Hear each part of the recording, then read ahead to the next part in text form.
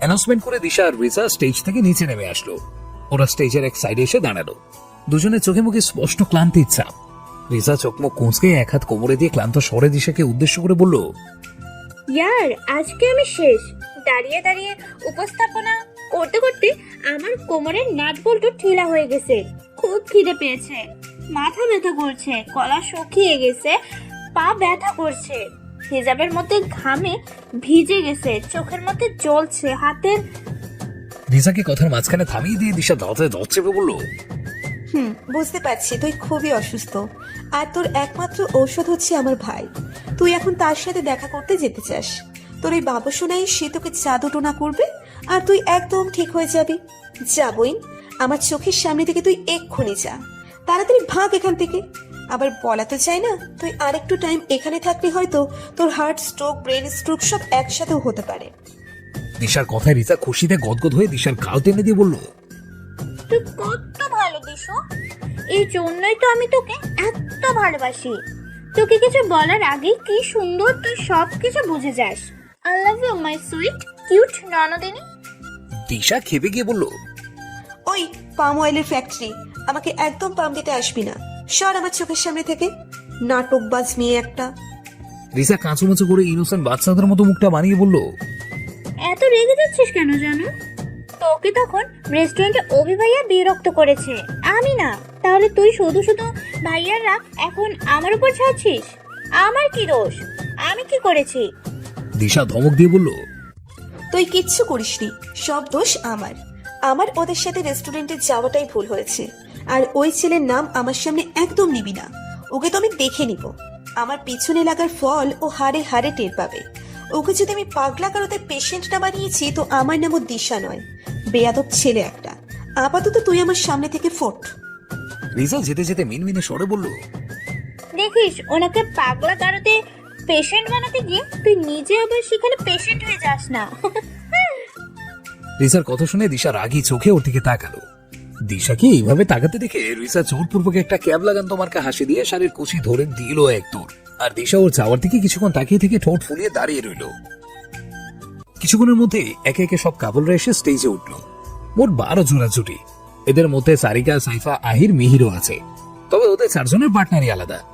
আহির মিহিরদের সাথে ওদের ক্লাসে 2টা মেয়ে, আর সারিকা সাইফার সাথে মেঘেদের ক্লাসে 2টা ছেলে। স্টুডেন্টরা সবাই নিজেদের পজিশন নিতেই গান বেজে উঠল। গানের সাথে সাথে সবাই স্টেপ বাই স্টেপ মিলিয়ে ডান্স করতে লাগলো। প্রথম গানেই 2 জোড়া জুটি ডান্স করতে করতে পার্টনার চেঞ্জ করতে গিয়ে তাদের মেয়ে পার্টনার 2 জন একজন আরেকজনের সাথে ধাক্কাকে ধবাস করে পড়ে গেল। ওরা পড়ে যেতে গান স্টপ করে দেওয়া হলো। গান স্টপ হতে ওরা 2 জোড়া জুটি স্টেজ থেকে নেমে গেল। ওরা নামতে আবার নতুন করে আরেকটা গান স্টার্ট করা হলো। সবাই আবার সেই গানের সাথে ডান্স করতে লাগলো। আহির ডান্স করছে ঠিকই, বাট ওর সেদিকে কোনো মনোযোগ নেই। ও তীক্ষ্ণ চোখে সারিকার দিকে তাকিয়ে আছে। সারিকা ছেলেদের সাথে এতটা ক্লোজ হয়ে ডান্স করছে, সেটা দেখে ওর রাগে গলা জ্বলে যাচ্ছে।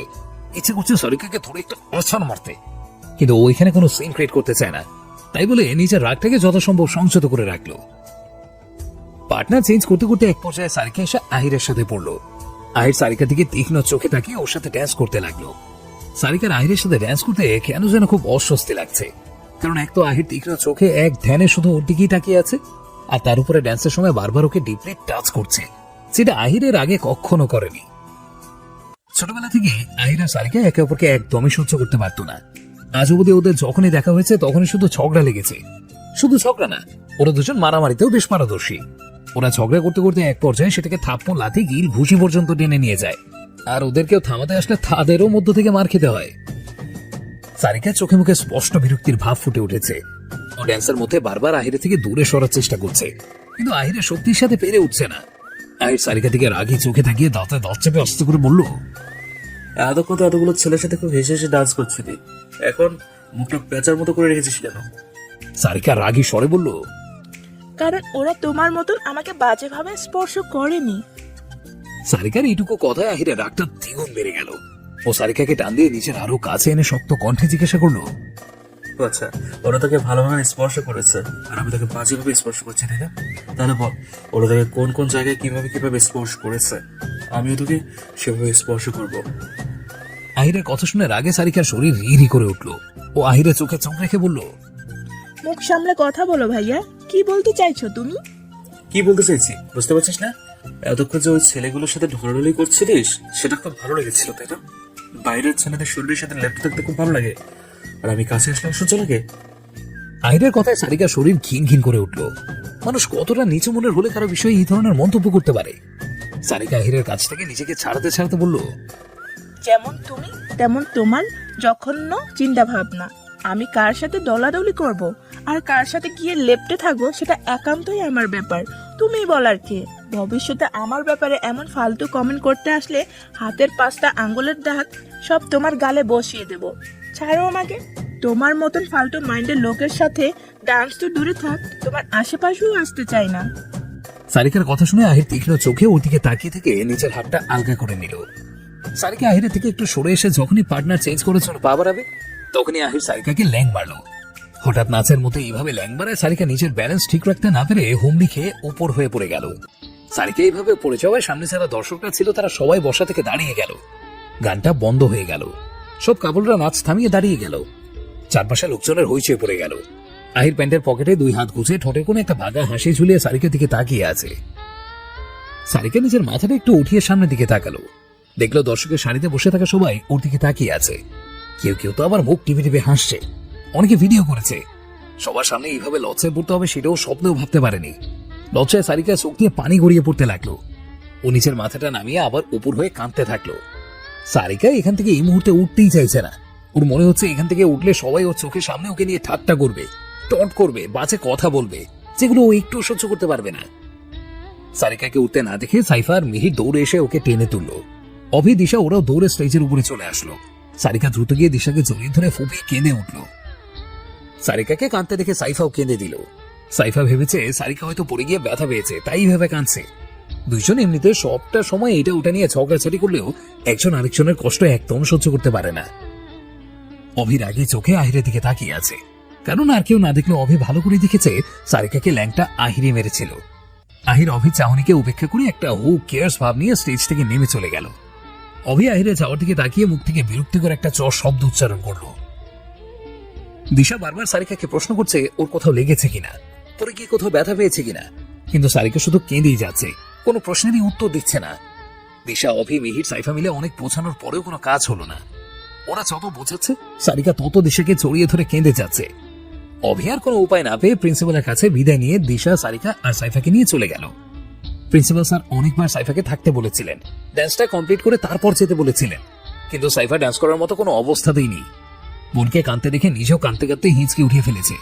ডান্স করবে কি, ঠিক মতো কথাই বলতে পারছে না। সাইফা চলে যেতে টিচার্সরা মহা বিপদে পড়ে গেল। সাইফা এতক্ষণ যে ছেলেদের সাথে নাচছিল সেই ছেলেটা এখন পার্টনার ছাড়া হয়ে গেল। ওকে ওনারা বাদও দিতে পারবেন না, কারণ এতে ছেলেটার উপরে অন্যায় করা হবে, আর তাছাড়া রুলসও ব্রেক হবে। ওনারা এইসব নিয়ে স্টেজের এক পাশে দাঁড়িয়ে আলোচনাই করছিলেন। তখনই মিহির এসে জানায় ও ডান্স থেকে কুইট করতে চায়। কথাটা বলেই মিহির কাউকে কিছু বলার সুযোগ না দিয়ে ওখান থেকে হন হন করে চলে গেল। যাওয়ার আগে স্টেজের উপরে দাঁড়িয়ে সব স্টুডেন্টদের দিকে তাকিয়ে বলল, যারা যারা সারিকার পরে যাওয়া ভিডিওটা ক্যাপচার করেছো তারা সবাই ভালো বাচ্চাদের মতো করে ভিডিওটা ডিলিট করে দাও। না হলে ওই ভিডিওটা যদি বাইরে লিক হয় কোনোভাবে, তাহলে যার মোবাইল থেকে লিক হবে তাকে দিনের বেলা আকাশের চাঁদ দেখে দেবো। Got it? কথাটা বলেই মিহির স্টেজ থেকে নেমে চলে গেল। সব স্টুডেন্টদের ভয় পাওয়ানোর জন্য মিহিরের এইটুকু কথাই যথেষ্ট ছিল। সবাই দ্রুত নিচের ফোন বের করে ভিডিওটা ডিলিট করতে লাগলো। প্রিন্সিপাল স্যার সব স্টুডেন্টদের এমন ভয়ার্ত চেহারা দিকে তাকিয়ে একটু মুচকি হাসলেন। যদিও ভার্সিটিতে কাউকে এইভাবে হুমকি দেওয়া অন্যায়, তবুও উনি মিহিরের কাজে খুব খুশি হয়েছেন, কারণ কোনো মেয়ের সম্মান বাঁচানোর জন্য এইটুকু অন্যায় মেনে নেওয়া তো যায়। মিহির এইটুকু অন্যায় না করলে হয়তো কালকে এই ভিডিওটা সবার নিউজ ফিডে ঘুরঘুর করতো। এক একজন এক একটা ফানি ক্যাপশন দিয়ে ভিডিওটা শেয়ার করতো। সবার কাছে ভিডিওটা খুব মজার হলেও মেয়েটার জন্য চরম অপমানের একটা বিষয় হতো। সবাই মিলে মেয়েটাকে নিয়ে হাসাহাসি করতো, আর মেয়েটা হয়তো সেসব সহ্য করতে না পেরে ঘর থেকে বের হওয়াই ছেড়ে দিত, কিংবা ডিপ্রেশনে চলে যেত। একটা গোডাউনের মধ্যে হাত পা বাঁধা অবস্থায় নিচে মাটিতে পড়ে আছে সৃষ্টি। পা থেকে রক্ত বের হয়ে পুরো ফ্লোরটা রক্তে ভিজে গেছে। ওর চোখ খুলে তাকানোর শক্তির অবধি পাচ্ছে না। শরীর থেকে একটানা এত ঘন্টা রক্ত বের হতে হতে সারা শরীর অলমোস্ট পেপার হোয়াইট হয়ে গেছে। মুখ থেকে বারবার গোঙানির আওয়াজ বের করছে। হঠাৎ কেউ এসে ওর মুখে বরফ মেশানো ঠান্ডা পানি ছুঁড়ে মারলো। বরফের শক্ত টুকরোগুলো শরীরে পড়তে ও ব্যথায় মৃদু চিৎকার দিয়ে উঠল। জোরপূর্বক চোখ খুলে একটু সামনে তাকাতে আহানের ভয়ঙ্কর রাগী মুখটা চোখের সামনে দেখতে পেল। আহানকে দেখে ওর ভয় কলিজার পানি শুকিয়ে গেল। হাত পা থরথর করে কাঁপতে লাগলো। আহান দুজন লেডি গার্ডকে চোখ দিয়ে কিছু ইশারা করতেই মেয়ে দুটো গিয়ে সৃষ্টির কাছে গেল। তাদের মধ্যে একজন মেয়ে গিয়ে সৃষ্টির চুল ধরে টেনে শোয়া থেকে উঠিয়ে বসালো। একজন ছেলেগার্ড গিয়ে আহানের জন্য একটা চেয়ার নিয়ে আসলো। আহান চেয়ারটার উপরে বসে হাতে থাকা গানটা চোখের সামনে ঘোরাতে ঘোরাতে শান্ত স্বরে সৃষ্টিকে উদ্দেশ্য করে বলল, আচ্ছা, আজকে কেন এত বড় বোকামিটা করতে গেলি বলতো?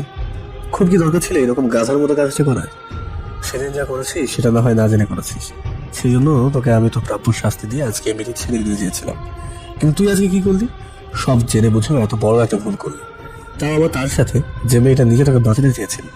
আরে একবার নিজের বিবেকে বাঁধলো না? একবারও মনে হলো না পিছু পিছিয়ে একটা মেয়ে নিজের কথা না ভেবে তোকে বাঁচাতে গিয়েছিল? আর তুই কি করলি? নিজেকে বাঁচাতে মেয়েটাকে রক্ত ঝরালি। সৃষ্টি অস্ফুট স্বরে বলল, আমার খুব বড় ভুল হয়ে গেছে স্যার, আমাকে মাফ করে দিন প্লিজ। সৃষ্টির কথা শুনে আহানের এতক্ষণে চেপে থাকা রাগটা বাইরে বেরিয়ে এলো।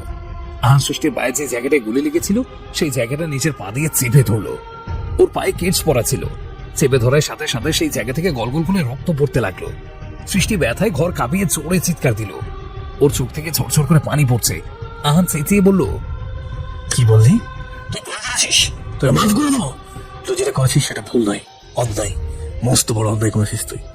আমার যে রূপটা আমি সবসময় আমার মেঘপরি থেকে লুকিয়ে রেখেছি, তোর জন্য আজকে সেটা দেখে ফেলেছে। ও আমাকে ভুল বুঝেছে, আমার থেকে ভয় পেয়ে পালাচ্ছে। তুই জানিস ওকে যদি আবার আগের মতো নর্মাল করতে হয় তাহলে ওর কাছে আমাকে আরো কতগুলো মিথ্যা কথা বলতে হবে, কত ভালো মানুষের নাটক করতে হবে। এই সব কিছু হয়েছে তোর জন্য, শুধুমাত্র তোর জন্য আমার পরিটা এতক্ষণ ধরে অজ্ঞান হয়ে পড়ে আছে। কথাগুলো বলে আহান হাতে থাকা পিস্তলটা দিয়ে সৃষ্টির অপর পায়ে পরপর দুটো গুলি করলো। সৃষ্টি এবার আগের বারের থেকেও আরো জোরে চিৎকার দিল, হাউ মাউ করে কাঁদতে লাগলো, বারবার আহানের কাছে মাফ চাইতে লাগলো। সৃষ্টির এতটা চিৎকার আর্তনাদ আহানের কান অবধি পৌঁছলো না। আহান চেয়ার থেকে দাঁড়িয়ে সৃষ্টির কাছে গিয়ে ওর সামনে হাঁটু গেড়ে বসে হাতে থাকা গানটা সৃষ্টির কপালে ঠেকিয়ে বলল, 4টা বছর ধরে এই মেয়েটাকে একটু কাছে পাওয়ার জন্য কুড়ে কুড়ে মরেছে। এই 4টা বছর ওর থেকে দূরে থেকে সবসময় আড়াল থেকে ওকে প্রোটেক্ট করে গেছে।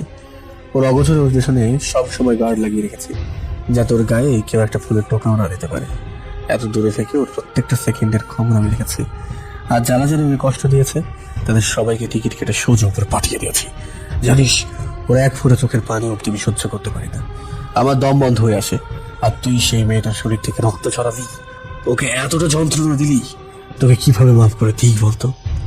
কথাগুলো বলে আহান সৃষ্টির দিকে তাকিয়ে একটা বাঁকা হাসি দিয়ে সৃষ্টির কপালে পরপর 4টা গুলি করে দিল।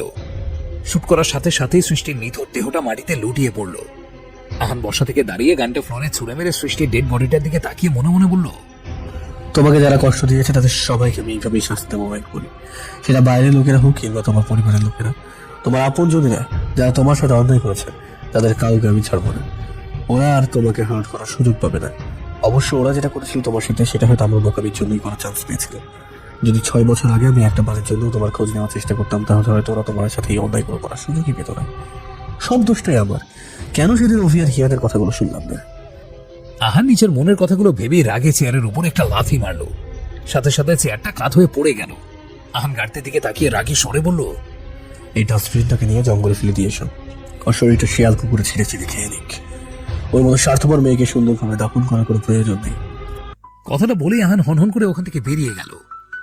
পিটপিট করে চোখ খুলতেই মেঘ নিজেকে কারো বাহু বন্ধনে আবিষ্কার করলো। ও কয়েকবার চোখের পলক ফেলে ওকে জড়িয়ে থাকা ব্যক্তিটি কে তা দেখার জন্য মাথা তুলতেই চোখের সামনে আহানের ঘুমন্ত মুখটা ভেসে উঠল। রুমটার মধ্যে সব লাইট অফ করা, শুধুমাত্র একটা ডিম লাইট চালানো। ডিম লাইটের আবছা আলোতেও মেঘ আহানকে চিনতে একটু অসুবিধা হলো না। ওকে দেখতে মেঘের একে একে দুপুরের ঘটা সব ঘটনা মনে পড়ে গেল। ও আহানকে ধাক্কা দিয়ে নিচে থেকে ছাড়িয়ে ছটফট বেড থেকে নেমে গেল। আচমকা এইভাবে ধাক্কা দেওয়ায় আহানের ঘুমটা ভেঙে গেল। ও চোখ খুলে পাশে তাকাতেই মেঘের ভয় তো মুখটা দেখতে পেল। আহান তড়িঘড়ি করে উঠে বেড থেকে নেমে মেঘের দিকে এগিয়ে যেতে নিলেই মেঘ 2 কদম পিছিয়ে গিয়ে আহানের দিকে তাকিয়ে কাঁপা কাঁপা কণ্ঠে বলল,